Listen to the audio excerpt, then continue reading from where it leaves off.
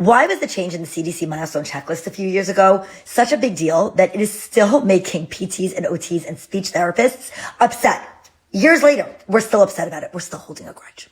I'll tell you. A few years ago, the CDC came out with a new updated checklist, a milestone developmental checklist that parents can go to and check out what their baby should be doing at specific ages.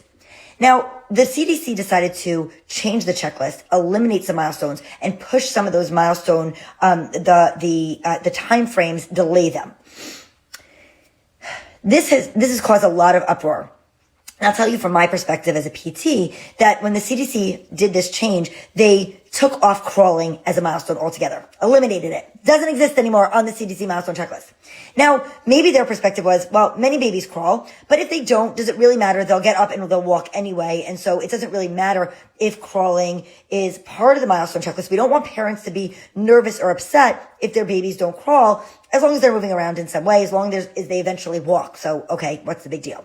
Well, I'll talk about this in a different video, but essentially crawling is a foundational movement. It is a really important foundational part of development that helps with strength and coordination and vision and crossing midline, all those things. And I'll talk about that in another video.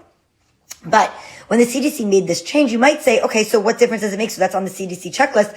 If I still want my baby to crawl, fine. So I'll help my baby crawl if they're not crawling, or I'll figure it out.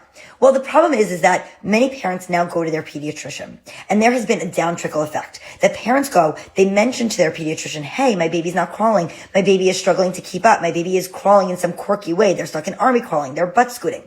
And now pediatricians will turn to the parents and say, don't worry about it. Crawling's not a milestone.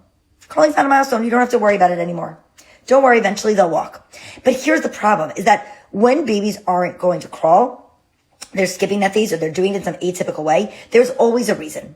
There's always a reason. There is a struggle behind that reason. There's something that is blocking baby from being able to achieve that milestone. It is a milestone, and I'm still standing by that. So parents are now not able to get the help that they need. The pediatricians are not giving them the guidance to call early intervention or giving them a referral so that they can get covered by insurance. And that is leading parents to feel very frustrated, very lost, and very concerned when they see other same age babies doing all of these movements, going through the natural progression of milestones. Their baby isn't. And now they're not given the help and support that they need because it's no longer a milestone.